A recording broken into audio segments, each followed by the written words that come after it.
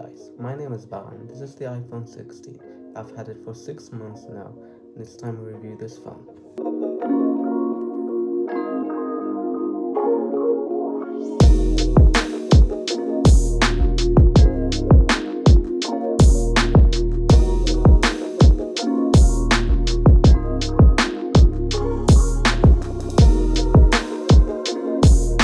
I've had a ton of people like family and friends ask me if this phone is worth it or is it a great upgrade. So let's find out. I originally upgraded from the iPhone 13 Pro Max. I only upgraded because of the size and camera hardware.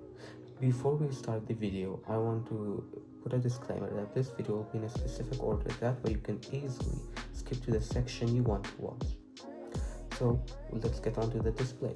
The display on the iPhone 16 is no exception. It's one of the best displays I've ever used and seen on a smartphone. The colors are vibrant and it's a bright screen too. I know it's only 60 Hz, but still, if I'm going to be completely honest with you guys, I really don't mind it as I only notice it on bigger displays. Anyway, so yeah, the display is smooth and fast.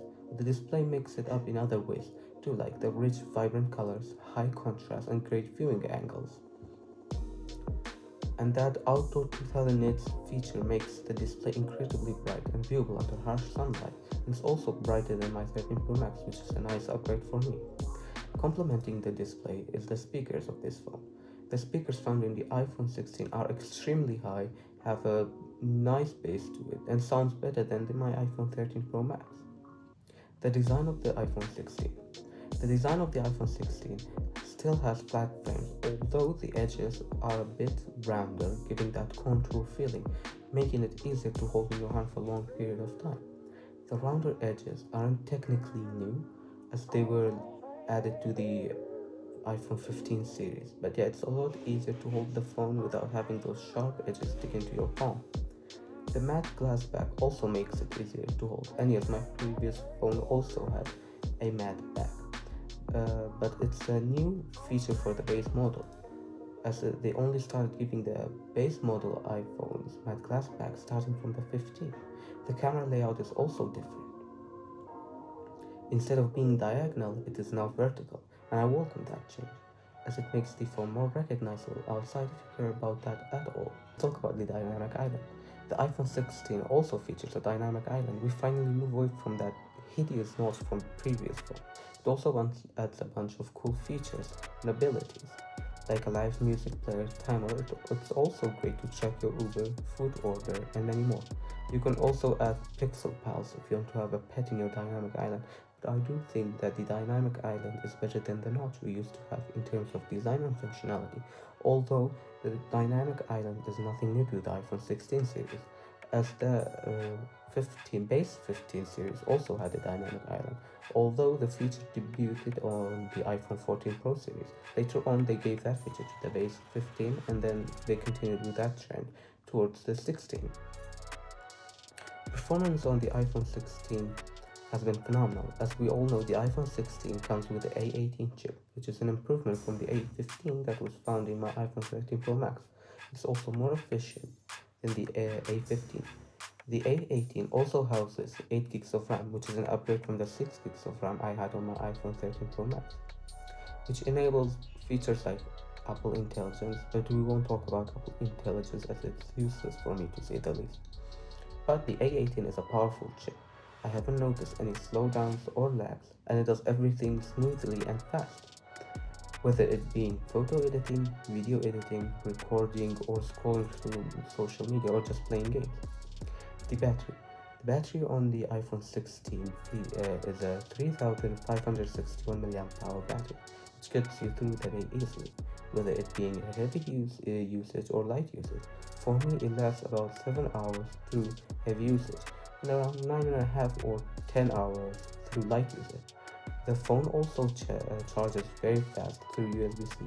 Oh yeah, the iPhone 16 now comes with the USB-C, although this isn't new, as the 15 series also had a USB-C, but it marks 1 year of Apple adding USB-C to their phone, which makes life so much easier as it allows you to carry only one cable, as before you had to carry two cables, a USB-C one and a lightning cable.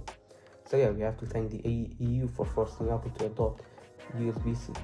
Although the USB-C found on the base iPhone 15 and 16 models are USB-C 2.0, which allows for around 400 megabits of data transfer, whereas the ones found on the 15 Pro and 16 Pro allows for, I think, around 10 gigabits of data transfer, but you won't be needing that amount of data transfer.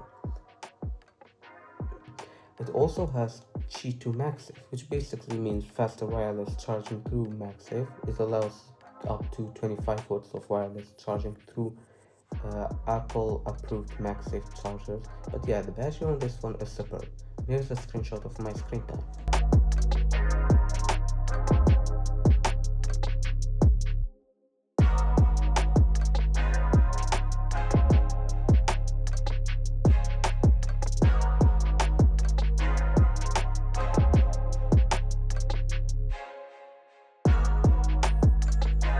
Okay, the cameras on the iPhone 16 have been phenomenal, and I'd say it's been a great upgrade from my 13 Pro Max. The 16 has a 48 megapixel f1.6 aperture wide lens and a 12 megapixel f2.2 aperture ultra wide lens, as well as a 12 megapixel f1.9 selfie camera.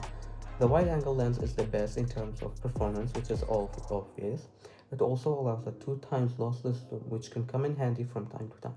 The ultra wide lens got an upgrade as it now has the same one from the iPhone 14 Pro and 15 Pro, which enables macro photography, which was introduced in iPhone 13 Pro Max. It also has better low light performance. For me, the selfie camera has been a big upgrade, as it now has an autofocus and wider aperture, which makes taking selfies a lot better and convenient. The autofocus and wide aperture is not new, which they were added to the 14 series and has been carried since then.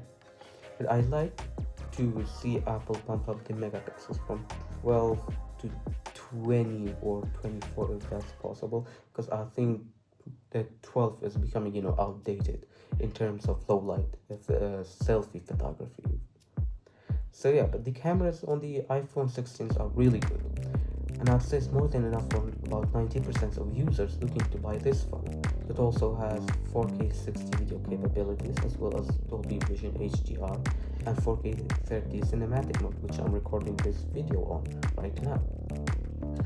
It also has action mode, which stabilizes your video and makes it look like it was shot on a gimbal, but does reduce the quality from 4K to 2.4K, which is okay but not the best. Also, action mode is not recommended to use under low light, so the place you're at has to be extremely lit, otherwise it will look like hot garbage in my opinion. So now let's talk about the action button. The iPhone 15 Pro series last year introduced the action button, which was inspired from the action button from the Apple Watch Ultra. In my opinion, the action button has been better than the silent and ring switch from the previous iPhones. This button allows for extreme customization. For me, I've set my action button to open Spotify through shortcuts, but you can also set it to do things based on day and night. So basically, if it's day, it can open voice memos or some other apps for you, and night turn on the flashlight for you. Or you can just leave it to mute and mute your iPhone. But yeah, it has tons of functionality and it's also really useful. So it's a welcome change for me, to say the least, because it allows me to customize my phone or like the button of my phone in ways never thought possible before. The iPhone 16 series also introduced a new capacitive button, which is called camera control, but Apple claims it's not a button, but we all know that's a button. But I'm not going to talk about it much, since I've had mine off since day one, since the day I got it. But it allows you to zoom in or zoom out, as well as change exposure and many other things. Like I've said, it's a useless button in my opinion, so don't buy the phone based on that button. Also, here's an example of the camera control.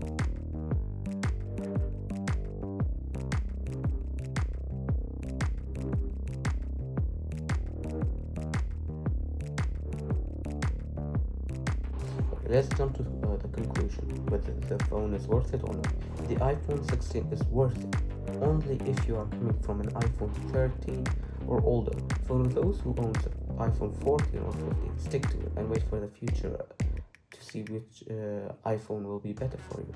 The 16 has stellar performance and superb battery, excellent cameras, great speakers, and a nice new action button, and also 6 to 7 years of update, which is great thing for iPhones. We all know that they last long to update.